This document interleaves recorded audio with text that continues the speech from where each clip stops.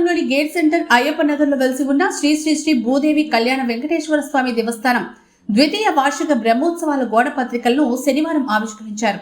ఈ సందర్భంగా ఆలయ అర్చకులు శ్రీనివాసాచారి మాట్లాడుతూ ఫిబ్రవరి 2 నుంచి 8వ తేదీ వరకు శ్రీవారి బ్రహ్మోత్సవాలను అంగరంగ వైభవంగా నిర్వహిస్తున్నామని, ప్రతిరోజు నిత్యం పూజా కార్యక్రమాలు, అన్నదానం, ఉదయం సాయంకాలం వాహన సేవలో నిత్య హోమాలతో అంగరంగ వైభవంగా బ్రహ్మోత్సవాలు జరుగుతాయని తెలిపారు.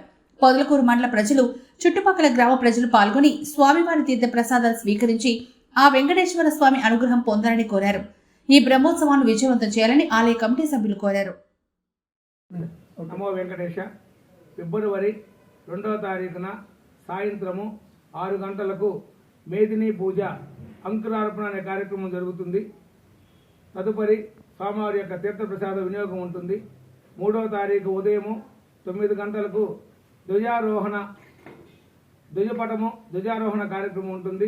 తరువాత శేషవాహనము ఊరేగింపు జరుగుతుంది.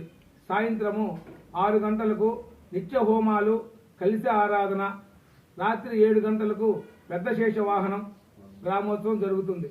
4వ తారీఖు ఉదయము 7 గంటలకు స్వామివారికి హోమము, తదుపరి సూర్యప్రభ వాహనము గ్రామోత్సవం జరుగుతుంది.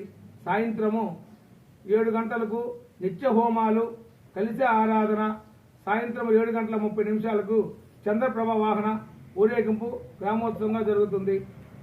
5వ తారీఖు ఉదయము 6 గంటలకు యాగశాలలో నిత్య హోమాలు, కలిసి ఆరాధన, మహానైవేదన, 9 గంటలకు హనుమంతు సేవ గ్రామోత్సవం అనేది జరుగుతుంది. సాయంత్రము 7 గంటలకు యాగశాల ప్రవేశము, నిత్య హోమాలు, కుంభ ఆరాధన, రాత్రి 8 గంటలకు గరుడ వాహన సేవ గ్రామోత్సవంగా జరుగుతుంది. 5వ తారీఖు ఉదయము 7 గంటలకు, 6వ తారీఖు ఉదయము 7 గంటలకు నిత్య హోమాలు, కలిసి ఆరాధనలు, పూర్ణావతి, తదుపరి హంసవాహనం మీద స్వామివారి ఊరేగింపు ఉంటుంది. సాయంత్రము 7 గంటలకు హోమాలు, కలిసి ఆరాధన, స్వామివారి యొక్క కళ్యాణ వెంకటేశ్వర స్వామి వారికి కళ్యాణ మహోత్సవం జరుగుతుంది. రాత్రి 9 గంటలకు గజవాహన సేవ అనే కార్యక్రమం కూడా నిర్వర్తిస్తున్నాము.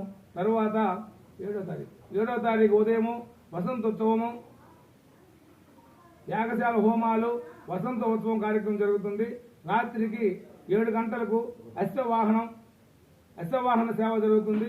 తదుపరి ధ్వజ అవరోహణ అంటే ధ్వజపటాన్ని దించేటువంటి కార్యక్రమం జరుగుతుంది.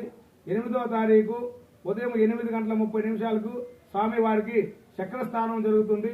సాయంత్రం 7 గంటలకు ఏకాంత సేవ అనే కార్యక్రమం జరుగుతుంది.